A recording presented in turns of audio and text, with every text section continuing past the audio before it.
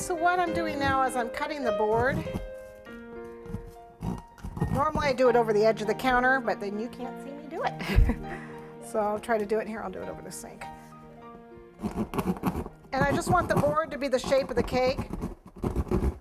It's just as easy for me to do it. If you've got a pattern like that, you can cut it ahead of time. Okay, so basically I had the cardboard edge hanging over the edge, and then with the edge of the counter holding the cake, it's easier to cut. It's cut so my knife can go down there.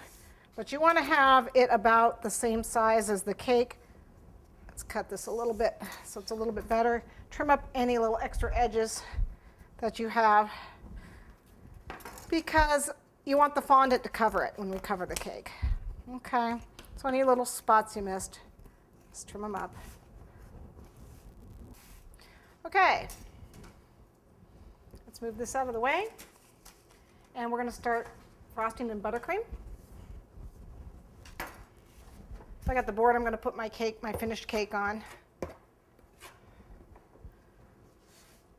Normally I'll cover it on here, but I'm just going to go ahead and do it on the board. What the heck? I can clean it off. That's what foil's for.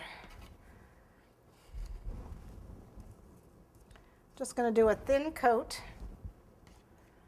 Since it's getting covered in fondant, you're not going to see any crumbs really.